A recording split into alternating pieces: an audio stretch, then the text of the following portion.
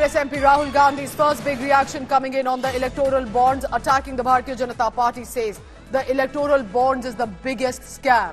आप कुछ दिन से एक खबर सुन रहे होंगे इलेक्टोरल बॉन्ड घोटाले की कि बीजेपी ने इलेक्टोरल बॉन्ड का बहुत बड़ा घोटाला किया है। आजाद भारत का सबसे बड़ा घोटाला। मोदी ने चंदा लेकर उद्योगपतियों को धंधा दिया और जांच एजेंसियों ने डराया, बीजेपी ने चंदा पाया। आप में से कुछ लोग सोच रहे होंगे कि इलेक्टोरल बॉन्ड क्या है और ये कैसे काम करता है। तो आज की इस वीडियो में हम आपको बड़े ही आसान भाषा में बताएंगे कि ये इलेक्टोरल बॉन्ड क्या है और ये काम कैसे करता है। इलेक्टोरल बॉन्ड पॉलिटिकल पार्टीज़ को चंदा देने का एक फाइनेंशियल जरिया है। ये एक प्रॉमिसरी नोट की तरह है जिसे भारत का कोई भी नागरिक या कंपनी भारतीय स्टेट बैंक की सेलेक्ट ब्रांच से खरीद सकता है और अपनी पसंद के किसी भी पॉलिटिकल पार्टी को गुमनाम तरीके से दान कर सकता है।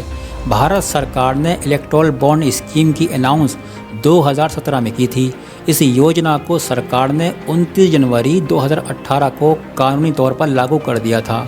इस स्कीम के तहत भारतीय स्टेट बैंक पॉलिटिकल पार्टीज को फंड देने के लिए बॉन्ड जारी कर सकता है। इन्हें ऐसा कोई भी डोनर खरीद सकता है जिसके पास एक ऐसा बैंक खाता है जिसकी KYC की डिटेल्स अवेलेबल है।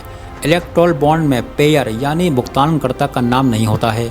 स्कीम के तहत भारतीय स्टेट बैंक की स्पेसिफिक ब्रांचेस से 1000 रुपये, 10,000 रुपये, 1 लाख रुपये, 10 लाख रुपये और 1 करोड़ रुपये में से किसी भी मूल्य के इलेक्टोरल बॉन्ड खरीदे जा सकते हैं। चुनावी बॉन्ड्स की ड्यूरेशन सिर्फ 15 दिनों की होती है, जिसके दौरान इसका इस्तेमाल सिर्फ representation of the people act के तहत रजिस्टर्ड पॉलिटिकल पार्टीज़ को दान देने के लिए किया जा सकता है। सिर्फ उन्हीं पॉलिटिकल पार्टीज़ को इलेक्टोरल बॉन्ड के जरिए चंदा दिया जा सकता है जिन्होंने लोकसभा या विधानसभा के पिछले आम चुनाव में डाले गए वोटों का कम से कम 1% वोट हासिल किया हो।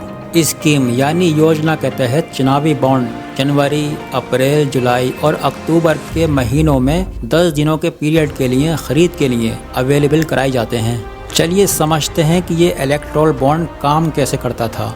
एक इलेक्टोरल बॉन्ड को आप बेसिकली समझ सकते हो एक कूपन की तरह। कंपनी बैंक को जाकर पैसा देती थी और ये कूपन खरीदती थी और ये कूपन जाकर पॉलिटिकल पार्टीज़ को दे दिया जाता था और पॉलिटिकल पार्टीज़ उन कूपन्स को रिडीम कर सकती थी और जो बैंक में रखा पैसा था उसे एक्सेस कर सकती थी। तो अब आप समझ गए होंगे कि ये इलेक्टोरल बॉन्ड्स क्या है और ये काम कैसे करता है। लेकिन वीडियो अच्छा लगा हो तो प्लीज़ चैनल को सब्सक्राइब करके ज़रूर जाएं।